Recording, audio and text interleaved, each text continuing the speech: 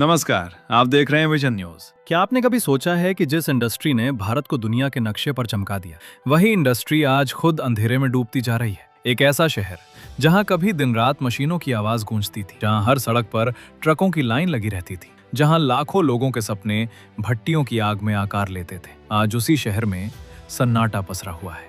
हम बात कर रहे हैं गुजरात के मोरबी की, उस शहर की जिसे दुनिया का दूसरा सबसे बड़ा सिरामिक हब कहा जाता है। लेकिन सवाल ये है, आखिर ऐसा क्या हुआ कि जिस इंडस्ट्री ने चीन को चुनौती दी, वही इंडस्ट्री आज खुद अपने अस्तित्व की लड़ाई लड़ रही है? क्या ये सिर्फ महंगी गैस का संकट है, या फिर इसके पीछे छुपी है एक ऐसी अंतर्राष्ट्रीय चाल जिसे समझकर आपके होश उड़ जाएंगे? क्योंकि हाल के आंकड़े बताते हैं कि मोरबी अकेले भारत के 80 से 90% सिरामिक टाइल्स प्रोडक्शन और एक्सपोर्ट का केंद्र बन चुका था। 2024 से 25 में यहां से करीब 15,000 करोड़ रुपए का एक्सपोर्ट हुआ। भारत की tiles America, Europe, UAE, Saudi Arab और 150 से ज्यादा देशों में पहुंच रही थी। दुनिया भारत की तरफ देखने लगी थी। लेकिन तभी अचानक सब कुछ बदलने लगा। फैक्ट्रियां बंद होने लगीं, मशीनें ठंडी पड़ने लगीं और हजारों मजदूरों की रोजी रोटी खतरे में आ गई। क्या यह सिर्फ एक आर्थिक मंदी थी?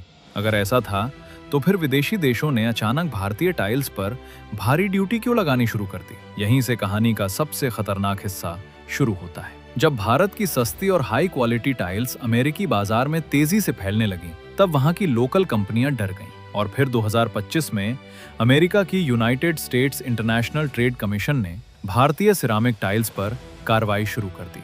अमेरिकी एजेंसियों ने दावा किया कि भारत की टाइल्स उनकी इंडस्ट्री को नुकसान पहुंचा रही हैं और इसके बाद काउंटर वेलिंग ड्यूटी लगाने का फैसला लिया गया। अब सोचिए, जिस देश को भारत से करोड़ों स्क्वायर मीटर टाइल्स चाहिए थी, वही देश अचानक भारतीय प्रोडक्ट्स पर टैक्स बढ़ाने लगा। क्या यह सिर्फ व्यापार था या फिर भारत को रोकने की कोशिश? लेकिन कहानी सिर्फ यहीं खत्म नहीं होती। असल झटका तब लगा जब मिडिल ईस्ट में तनाव बढ़ा।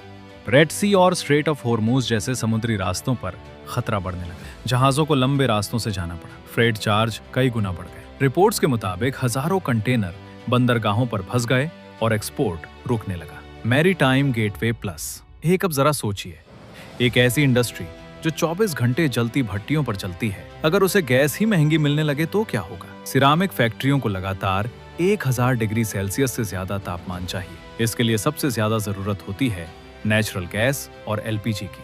लेकिन जैसे जैसे अंतर्राष्ट्रीय युद्ध और तनाव बढ़ा, गैस की कीमतें आसमान छूने लगी और यही वो पल था जिसने मोरबी की कमर तोड़ दी। जो फैक्ट्री पहले मुनाफा कमा रही थी, अब हर दिन घाटे में जाने लगी।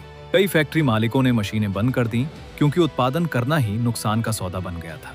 और तभी सामने आया वो सच जिसके बारे में बहुत कम लोग बात करते हैं। भारत सच में आत्मनिर्भर है। हम दुनिया को टाइल्स बेच रहे थे, लेकिन उन टाइल्स को बनाने वाली हाईटेक मशीनें कहां से आती थीं? इटली से, स्पेन से और चीन से। बेहतरीन ग्लेज और केमिकल्स भी विदेशों से आते थे।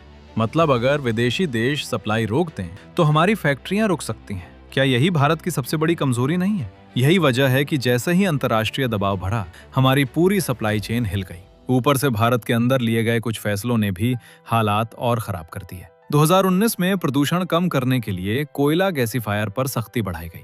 पर सवाल यह है, क्या इंडस्ट्री को कोई सस्ता विकल्प दिया गया? नहीं। फैक्ट्रियों को मजबूरन महंगी प्राकृतिक गैस पर शिफ्ट होना पड़ा, जिससे उत्पादन लागत लगातार बढ़ती गई। और अब हालत ये हो चुकी है कि कई यूनिट्स आधी क्षमता पर चल रही हैं, जबकि कई फैक्ट्रियों पर ताला लटक चुका है। रॉयटर्स की हालिया रिपोर्ट के मुताबिक मोरबी की लगभग 800 यूनिट्स इस संकट से प्रभावित हुई और इंडस्ट्री ने इसे कोविड से भी बड़ा खतरा बताया। रॉयटर्स, जरा सोचिए, जब एक फैक्ट्री बंद होती है तो सिर्फ मशीनें नहीं रुकती, उसके साथ मजदूरों की कमाई रुकती है, ट्रांसपोर्ट बंद होता है, पैकिंग का काम रुकता है और हजारों परिवारों के चूल्हे बुझने लगते हैं। एक समय था जब मोरबी से हर महीने लगभग 30,000 कंटेनर विदेशों के लिए निकलते थे, लेकिन अब कई ऑर्डर होल्ड पर हैं। क्या ये भारत के मेक इन इंडिया सपने के लिए सबसे बड़ा खतरा बनता जा रहा है? लेकिन कहानी में अभी भी उम्मीद बाकी है, क्योंकि संकट कितना भी बड़ा हो, मोरबी पूरी तरह झुका नहीं है।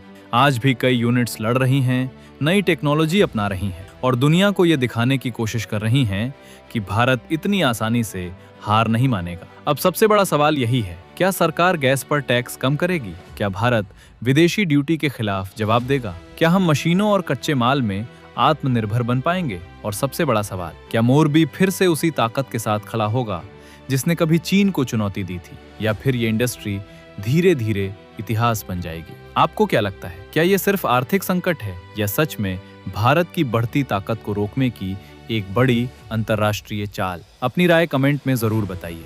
अगर आपको ये वीडियो पसंद आया हो तो इसे लाइक और शेयर जरूर करें। और देश की ऐसी ही बड़ी और अंदर तक हिला देने वाली खबरों के लिए हमारे साथ जुड़े रहिए। जय हिंद।